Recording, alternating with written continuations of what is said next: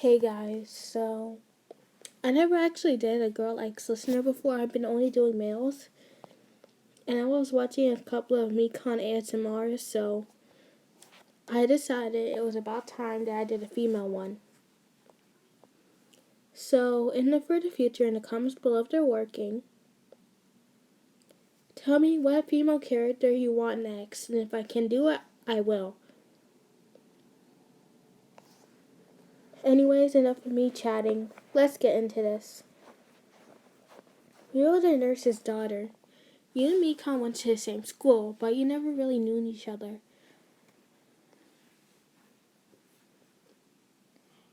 As you were walking in the hallways, carrying some stuff for your mom, you heard sniffling. Weird, everyone would be in class right now.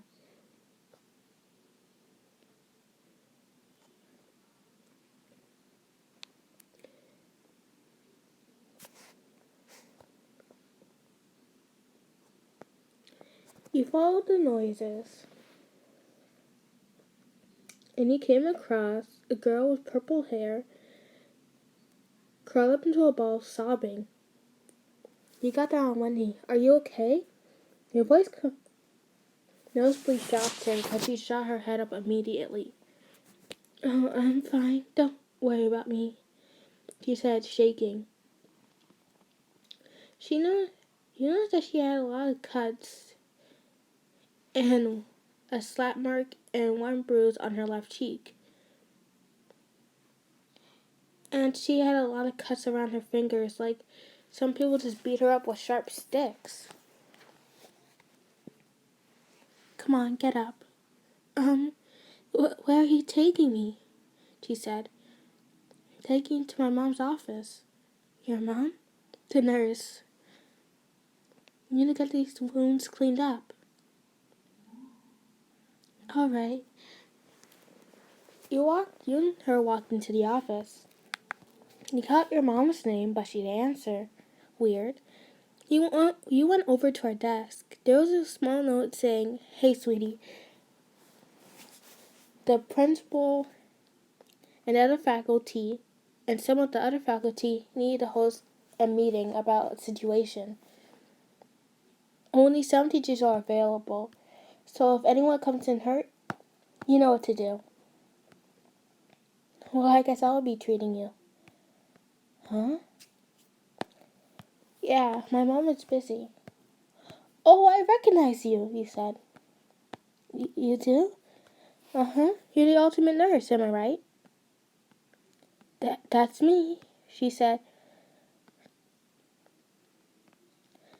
I admire your talent. I always wanted to help people. Thanks, she said.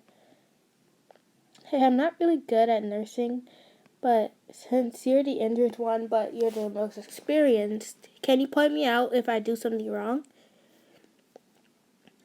Okay, she agreed. Thank you. You started cleaning up her wounds. And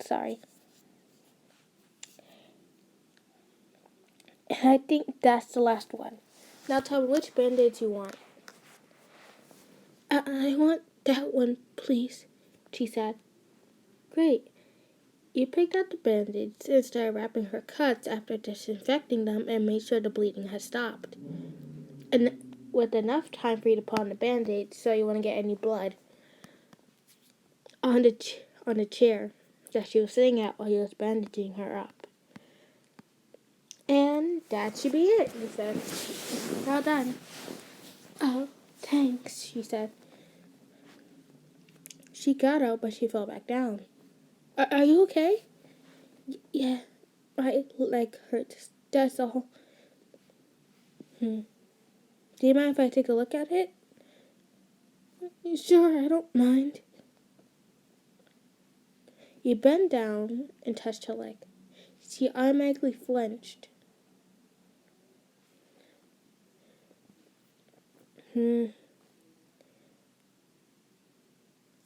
I'll be right back. You got an x-ray scan. Huh? What's that for? I'm not sure, but you might have a broken leg, he said as he clicked on the monitor. Let's see. As he brung it down, he took a close look. Whoa, good news and bad news. Good news is that you didn't break it, it's just fractured. She let a sigh. Well, that's better than it be broken, right? You nod your head. Now, he said, now let me bandage that until you can actually get medical help. As he took some bandages and gave her him and made her a cast. There, all done.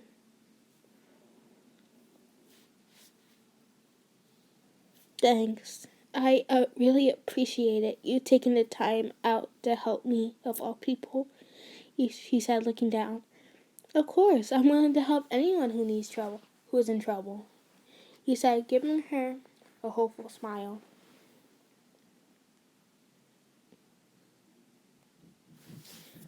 Something about your smile made her feel so comforted and so relaxed. Anyways, so I guess just need to be careful while walking on your leg, alright? You nod your head. Alright then, let's get back to class. Before I could finish, the lunch bell rang. Well, I guess we missed the whole entire class. Jesus, we missed about a lot of time. Nod your head. Well, we better get going. You grabbed Miko's hand and walked with her to the lunchroom.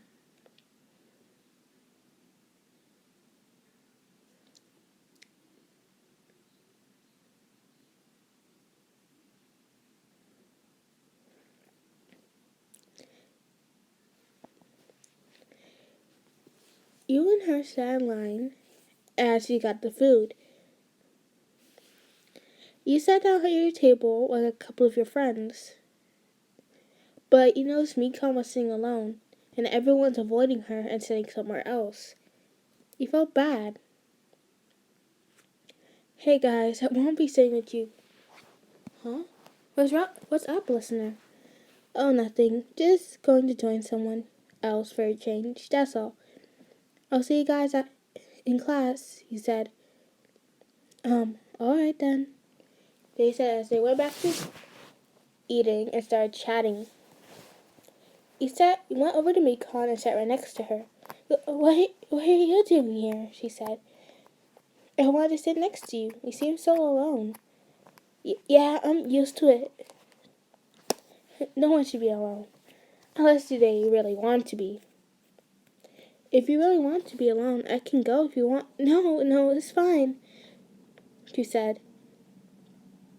Good. I'm not invading your personal space. You and her started chatting. You got to know her a little bit better.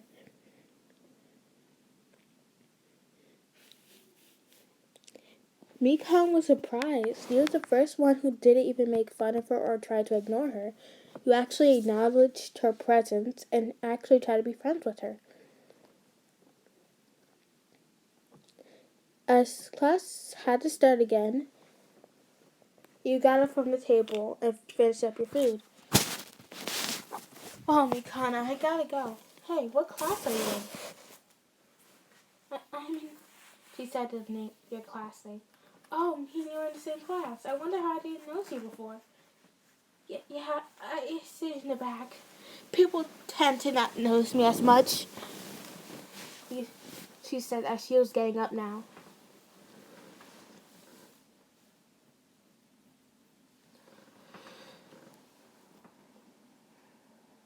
I took a deep breath in. Alright then, come on. We don't want to be late again, do we? Last thing I need done was telling my mom that I skipped 2 classes, he said, rolling her eyes. You grabbed Miko's hand and walked out. Miko was super surprised at your touch. She didn't mind it though. Your hands were so soft.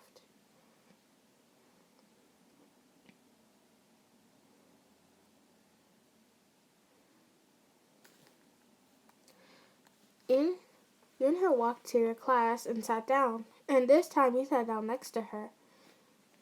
You guys didn't have assigned seats, so you guys just sat anywhere you wanted to. Except for two troublemaker kids who got separated.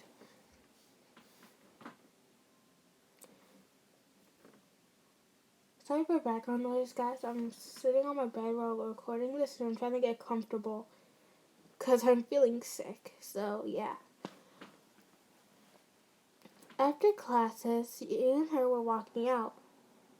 Jesus, I know I just ate like 2 hours ago, but I'm so hungry again. As you said, as you were leaving school. Yeah, I'm kind of hungry too, she said, not knowing if she could have just answered your question or would get mad at her. You turned around. She was expecting you to say, I'm not talking to you, like other people would. But instead, you said, come on, I know a good place to eat.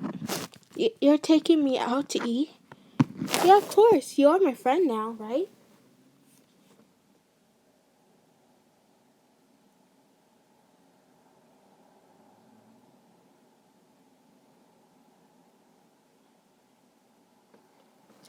You nodded. She nodded her head. Good. So come on. As you were grabbing her hand once again, she loved feeling the warmth of your hand in hers. She didn't know what this feeling was, but it felt so good. It wasn't perverted, but it felt nice.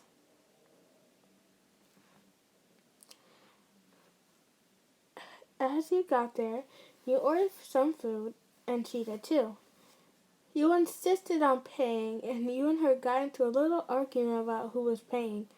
Eventually, she gave in and you won. You know, you didn't really have to do that for me. Of course I can. I will do anything for my friends, she said. Oh, look at the time. I gotta go back home before I get a lecture from Mom. Bye, you said, running off. Bye, she said in a small tone. Best day ever, she said, as she walked off. The next day, she said she was looking down. She looked upset about something. It felt bad. During your conversation at the cafe, you asked her randomly what was her favorite flowers, and she admitted that it was, or any kind of flowers. Sorry guys, I messed it up. So you got her a random bouquet of flowers that you was able to get from the garden club, since the leader and you were good friends. You placed it in her locker and left her a note since you knew the combination. It was kind of easy to guess. But you kind of felt bad for breaking into our locker, but you was doing a good thing at the same time, so, We go went to her locker as usual, still in a gloomy mood. Hey, can you meet me outside? The note said, with the bouquet of flowers. And she turned a note on the back saying, I noticed that you've been looking down lately, and you never specified what was your favorite flower, so I got you any kind I could find. Sorry if they're not your favorite. You said with a smile on the sticky note. She gave a little chuckle and she went outside to meet you. Hey, I see you got the flowers, right? Mm-hmm. Thanks for making me feel better. You didn't really have to do that. Of course I had to. I don't like seeing people down.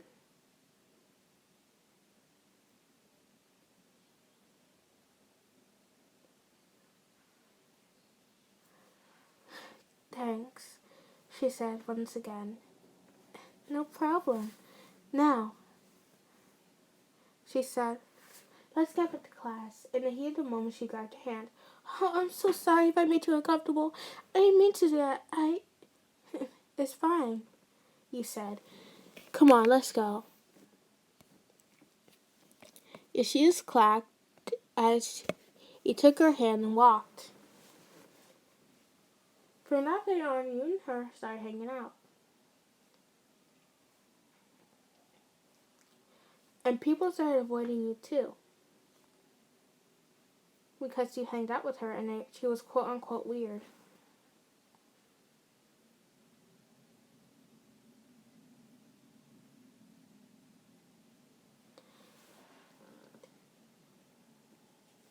As the days went on, you were still kind of popular, but you didn't have a lot of friends just because you were friends with Mikan. You never knew what everyone's deal was. She wasn't a bad person. Yes, she can be a little weird at times, you will admit, but she did nothing horrible. They're making it act like that she did something so bad it just scarred her reputation for life. One day he was walking through the hallways looking for Mikan. You and her arranged to hang out and she didn't come outside yet, which is usually weird. When you ask her to come outside with you, she would be there in a heartbeat and she would let you know if she couldn't and would apologize, which because it was pretty weird. As you went in, you heard giggling and a sobbing. You knew that sobbing from anywhere. It was Mikan. You quickly ran to where the sobbing was. You see a bunch of people laughing and throwing paper balls at her in one of the classrooms. And you saw red. It was able to push one of the girls off of her. It was a good 5 girls and another guy. What the hell are you doing? The girl asked. That's the real question here. What the hell are you doing? You said. Can't you see I'm in the middle of something? Yeah, terrorizing someone. I'm not blind, you said, rolling your eyes. Now get the hell out. I'm not going anywhere. Just because you're the nurse's daughter doesn't mean you're special. I never said I was special. It's a warning. Get out. No, the girl said. And then she smacked you. Bad idea. You tackled her to the ground, putting one hand on her neck and placing the other one on her stomach, pushing down hard. Listen here, you little bitch. That caught everyone off guard. It was one of the most innocent students there, and you barely ever cursed. Only when you were extremely mad. Touch my friend again, and I'll make sure you'll never be seen. I'll make sure to snap your neck, rip it off, and you don't know what I'm going to do next. So try me. And that goes for all of you. Except for Mikan. Get out. You got off of her, and the girl looked petrified. Come on, guys, let's go. She's not worth it. And they ran off. Listen, you're going to get in trouble. She said, you didn't have to do that. I was fine. No, he was not. Mikan, he said, giving out your hand, and she took it, and he helped her stand up from her seat. You mean everything to me. Stop doing that. Stop saying stuff like that.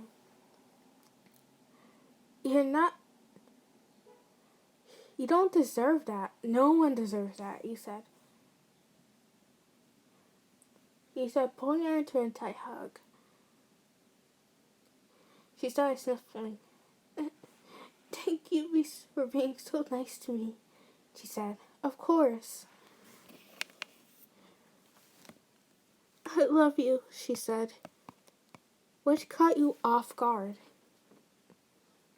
You gave her a smile and a little chuckle while she was waiting for your answer. I love you too, he said, pulling her back into the tight hug.